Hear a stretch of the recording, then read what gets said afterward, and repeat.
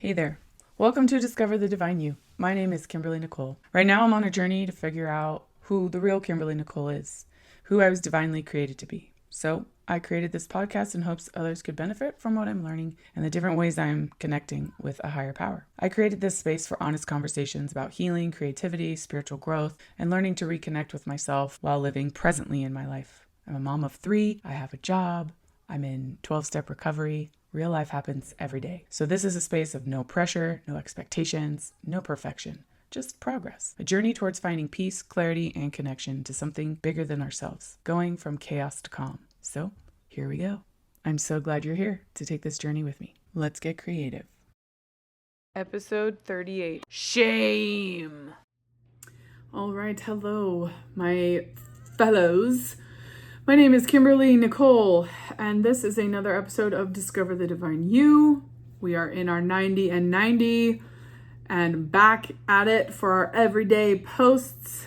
We got through a full month. I'm stoked about that. I am very proud of myself.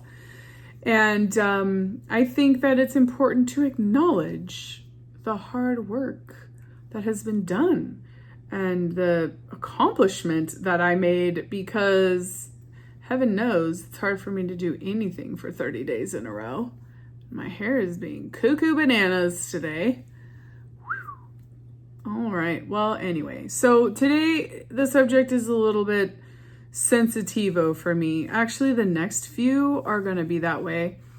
Sorry, not sorry, because it's stuff I need to talk about. Number 1 today is shame. So that is a heavy topic for a lot of us. I know it is for me. Shame is something that I have layered on myself many, many times because I hold myself to this level of ridiculous expectation. And when I fall short, I feel ashamed. Or something happens to me that I did not want to happen to me, and then I feel like I'm bad because it happened to me, and so I shame myself for feeling bad, or I take on this responsibility of what someone else did to me. It's complicated. It is complicated, and I worked through so much shame and thoughts around shame that it was very tiring and very exhausting. It takes a lot out of you to hold on to shame, but it also takes a lot of effort to let it go. It's very difficult, especially when we've had it for a very, very long time. And I honestly don't remember a time in my life where I didn't have shame. So it's been a tough one for me, but one I've learned a lot from. Especially starting with self-worth yesterday, like knowing that my self-worth comes from a higher power. I don't have to hold on to guilt and shame. Like, I believe that my higher power will take those freely from me. I actually made a painting a while back of God's feet and standing on the beach with waves coming in and out, and in the sand were different words of things that I struggled with. And as the waves came in and out, they just washed all that stuff away. And one of the biggest ones was shame. So if I give that over to my higher power, I don't have to hold on to it. That is such a weight lifted off of my shoulders. And I don't think that I really paid very much attention to how much energy and time and effort it takes to hold on to stuff that's never meant to be ours in the first place. And once I let go of it, it's like night and day, because it was never meant to be mine. Stuff that I'm meant to carry doesn't really feel like a burden. I mean, sometimes they get heavier than other times, like being a parent sometimes feels very heavy. But I do think that a lot of the time I carry stuff for my kids that they are meant to carry, which that's just a parental thing. It's like ingrained inside of us. We just want to help them and make their lives better and take away whatever we can so that they don't hurt and don't feel these awful feelings. But life is lifey for all of us. And sometimes the best thing we can do for ourselves and for the people that we love is let them carry their own stuff and not try to be their pack mule. Because if you start with one person, you'll take on all the people. And I'm an empath, so I take on emotions and feelings from movies and television and even freaking commercials, you guys. Like, I'm sitting over there just bawling my eyes out because someone in a commercial, you know, those freaking Subaru commercials, they gave me every time, freaking cry. And, you know, bless my heart. I'm not thinking that it's a bad thing for me anymore. Like, there's nothing wrong with me for thinking that way or feeling like that. I would much rather have too many emotions than none, because I have been in a place where I felt nothing, absolutely nothing. And that was way scarier than feeling all the feelings. So when there's a heavy feeling that I'm carrying around, guilt, shame, mourning, sadness, you know, I acknowledge it and then I give it over. And if it keeps coming back or I keep picking it back up, I keep acknowledging it, handing it over. And if there's something I need to do with it, there's some kind of exercise or forgiveness or method to God's plan that I'm not seeing, I pray about it. I write about it. I meditate on it. I keep putting it in my God box. I do all that I can do, and then I leave it in God's hands. And physically picturing putting things, writing them in the sand below God's feet, and then washing away in the sand. I'm a visual human being, so that helps. That really helps. And actually right now, I don't know if I shared this or not, but I'm working my 6th and 7th and 8th steps.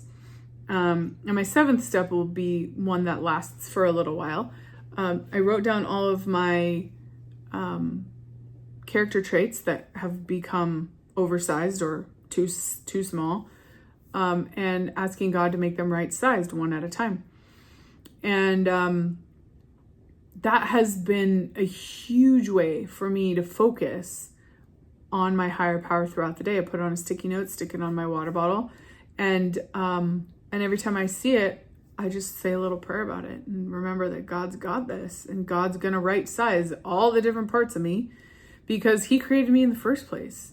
And the only reason they aren't right sized is because I thought I had to do it by myself.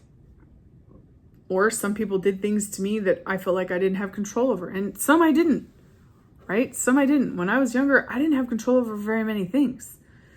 And even as an adult, having kids, I don't have control over a lot. And working and just existing, like I'm not the boss. I'm not the higher power. And if I was, I don't know that I could handle that either.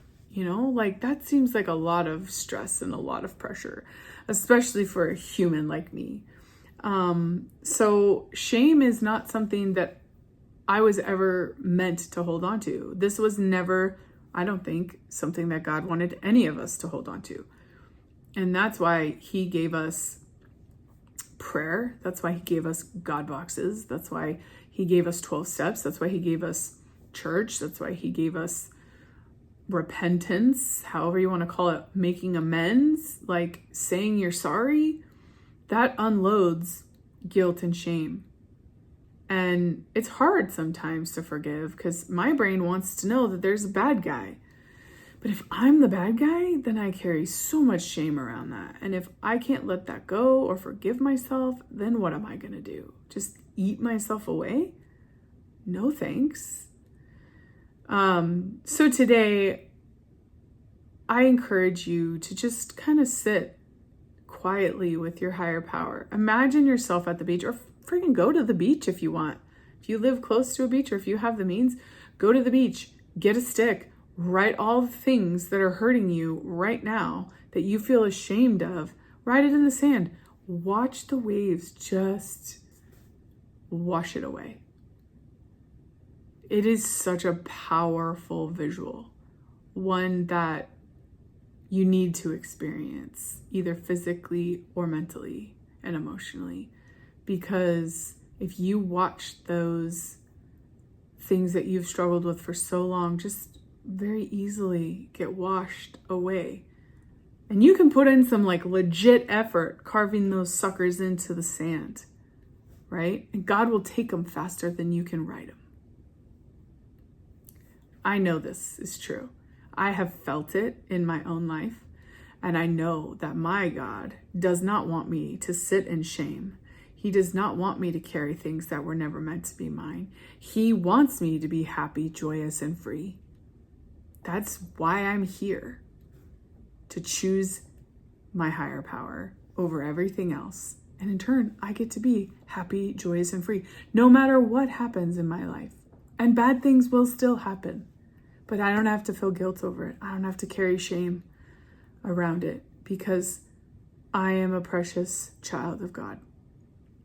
I am loved, I am accepted, and I am worth every ounce of energy God puts into me. And He loves all of us so much. Like, all the things I just said for me are true for you. And God loves us so much, He can't take His eyes off us. It's pretty amazing, right? He can say and think and feel and understand and comprehend more than like any of us. He knows us better than we know ourselves. He understands parts of us we've never even acknowledged, like we don't even know they exist yet. And once we put down that guilt and that shame, and we realize where our self-worth comes from, and we truly start to fully love ourselves, watch out. Watch out. Miracles will happen. And I look forward to seeing those miracles. And I know that they're coming for you, for me, for everyone. The closer we get to higher power, the more miracles we're going to see, the more miracles we're going to feel, and the more miracles we're going to be able to be a part of in helping other people. So start taking care of yourself. Let go of that shame. Let go of the crap you were never meant to carry. Rely on your higher power.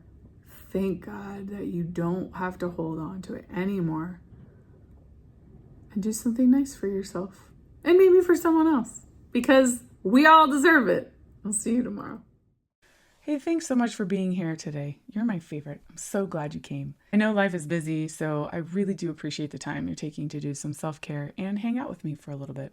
If something that we talked about today resonated with you and you want to dig a little deeper, I put together a 5-minute creative reset guide called Chaos to Calm that you can access in the show's description. And I would be so grateful if you'd subscribe and share this podcast with someone out there that you think could benefit from what we're creating here together. Also, remember, I am just sharing my experience, strength, and hope as I understand it here. So if bigger emotions come up, please take care of yourself and reach out to a licensed professional or someone that you trust for support. You are not alone in this. So until we create together again, please be kind to yourself and do something creative because you deserve it.